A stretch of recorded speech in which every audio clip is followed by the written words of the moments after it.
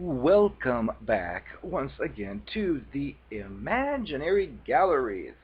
TJ, your host, and tonight's discussion is regarding more on cognitive dissonance, as well as a discussion called Two Masks, which I think go very well together, and they, of course, come from Jackson Mackenzie's book.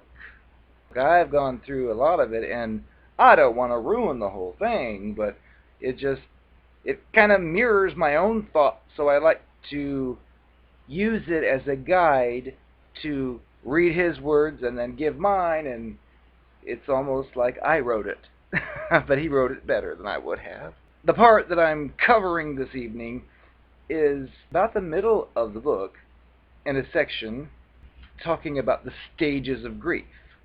Because, believe it or not, when you've been discarded from a psychopath slash cluster B monster type relationship, it's very similar to losing a loved one who's actually physically died.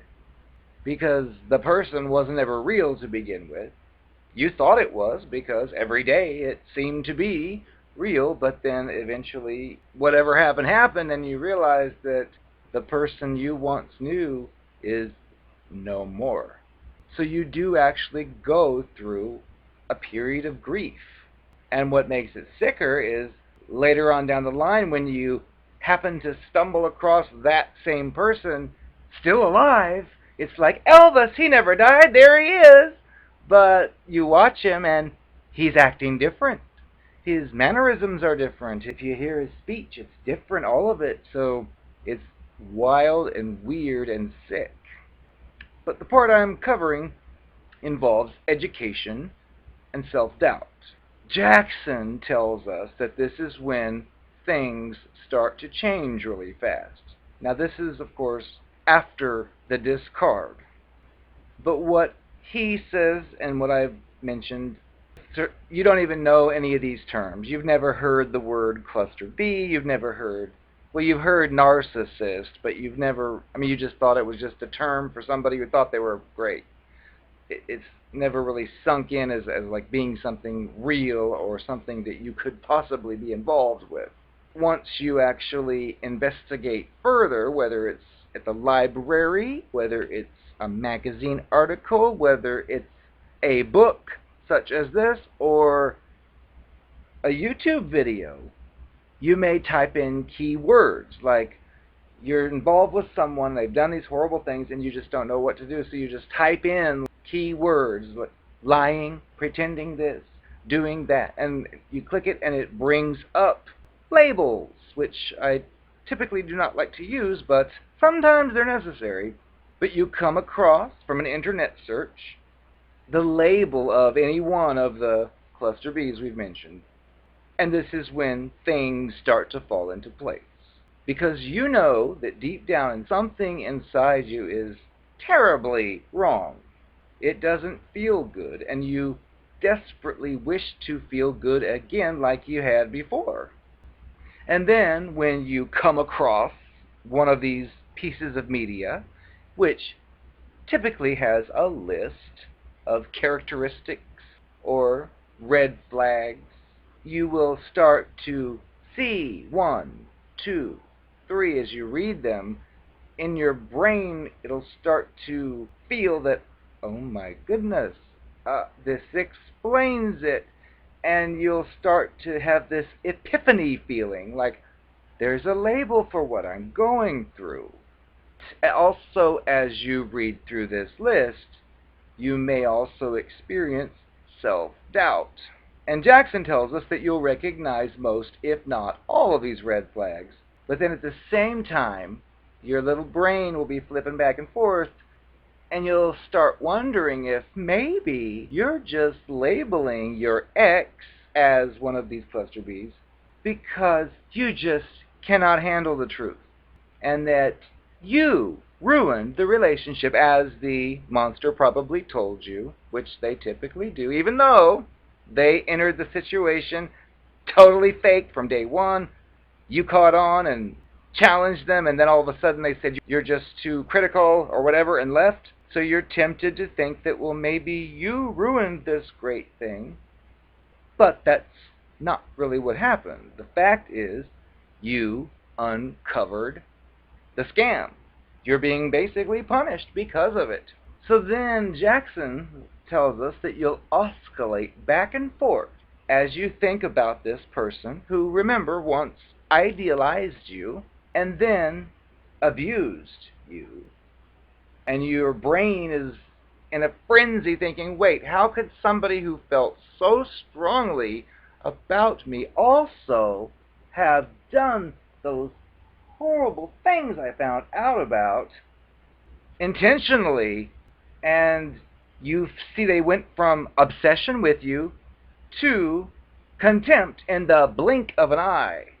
It's basically not possible in real life. And then you think there's no way you could have dated one of these people because they loved you, didn't they? Well, that was the illusion that was given to you. But then he goes into something I've covered before, cognitive dissonance. And that's what we just described, where your brain is like going back and forth. Okay, love, but wait, hate, and wait, and it just doesn't make sense. Double think. And the cognitive dissonance is a state of mind where your intuition is telling you two competing things, which is completely natural after a relationship with such a character. The reason for this is because you are used to being repeatedly told one thing instead of seeing what you're hearing with your eyes or feeling within your heart. But you constantly heard these words of sweeping love and devotion, declarations of such things, but you didn't really feel them. But then you also remember the dreams you may have shared with this person and the future you had been planning together, but it never happened. So what do you believe? Do you believe what they said, or do you believe what they did? During this sickening relationship, you probably spent a lot of times with the words that you heard. You cherished them. You idolized them. You analyzed them. And ultimately, you ended up distrusting the same person. But despite your intuition telling you something was wrong, there was a part of you that wanted to believe the other stuff, the fairy tale stuff. You really wanted to believe that you finally came across the right person after so many duds. Well, they know this, and that's what they're trying to do. But at this point, you are dispelling these illusions. You don't really know how their mind works, but you just know something wasn't right. So then a battle begins in your own brain, a battle to quell the dream of love and passion so that you have a chance to see things rationally. And your brain, of course, will switch from one extreme to the other. First, you're going to think about this person as a horrifying monster, witch, evil person. But then you'll think, well, that person wasn't so bad. Maybe he or she was just insensitive. Didn't mean to hurt me intentionally. If I can just forgive this person, well, then we can all be happy. But then wait. Some of the things the person did and said were overtly cruel and sickening and inexcusable. You felt like garbage. You were being patronized as if you were a child. But then again, everyone deserves a second chance. You've always been taught not to hold grudges, and it would be a lot more pleasant to remain friends, wouldn't it? Plus, how could you forget those wonderful memories when you were told, I love you, I'm in love? And this is the danger of this cognitive dissonance monster. It brings you back to the addictive love memories. It causes you to long for a broken, phony dream, a manufactured lie, and as you try to work through such feelings, the diametrically opposed thoughts will become less and less extreme. But in the meantime, you're very susceptible to the ongoing abuse. As long as you're in this cognitive dissonance period, which can last quite a while, make no mistake, this creature will be able to trick you again. Because remember, your brain is going back and forth between, well, I really felt good at this point, but then at this point, that is inexcusable. But, and if it uses one of those hoovering techniques and remembers something you happen to find romantic, you may get a text out of the blue mentioning such things, and at first you'll think, I'm not dealing with that monster again, but, oh, here she remembered that. I'll give it a chance. And there you go, back into the labyrinth. All it takes is one sweet word to send you right back into the idealization phase, and you must avoid it if possible. Well, next is the two masks, which this part I intended originally just to have the video be about, but it kind of tied in with the cognitive dissonance. So, Mr. Jackson McKenzie says, and this is very true, I've experienced this with a few of these types of creatures, which would be delayed arrogance. It's very common in, he says, sociopaths, but we could use many of the labels.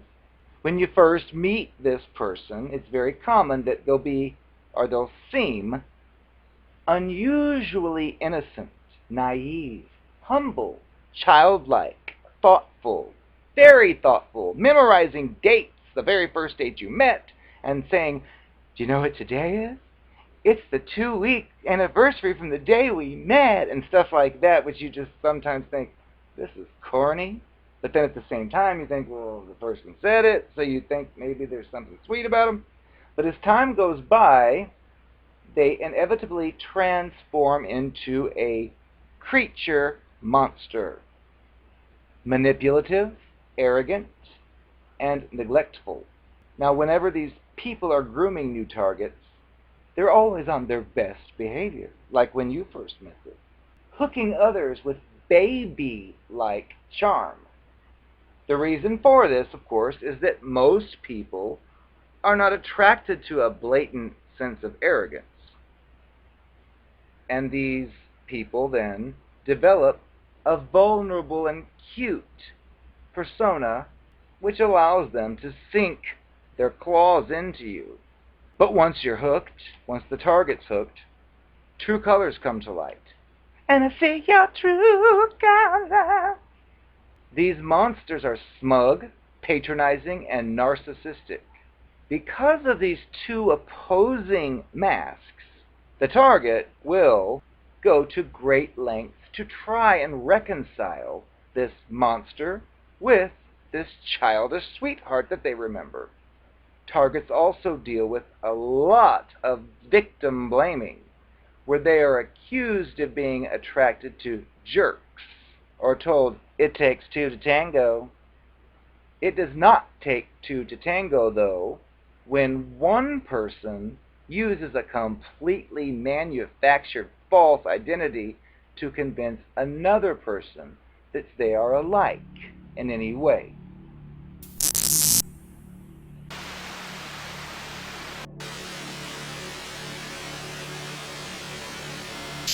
Hi, I'm Sandy Hooker, your favorite shill. I've got a wonderful news program for you tonight lined up. Now, of course, I've gone above and beyond my normal Call of Duty to do my own research into this stuff. And basically it works like this. In the olden days, we had the news, and that was all we had. So if you wanted the scoop on something, you turned the news on, or you read the paper.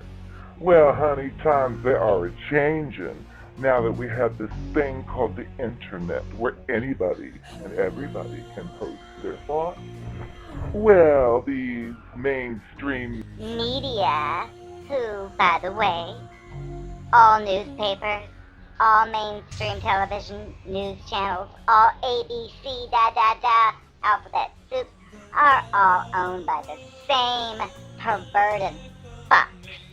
they're controlling the flow of information. And they know that now that there's the form of internet, that independent thinkers and critical thinkers might see through their lies, which, by the way, has been fake from day one. But before, we didn't have anything else to compare it to. Now we do. So, hence, jobs like mine come into play.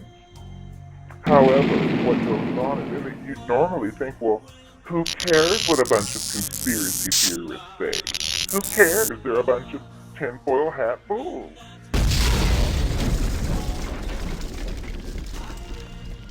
So, how did I keep my job? Well, I'm glad you asked. I happen to know that the producer of that particular project likes transgenders. He's all part of the New World Order. So, I simply flashed him some of my parts, and he was putty in my hand. And I told him I was just kidding. He bought it. You should learn from me, honey. It'll get you everywhere.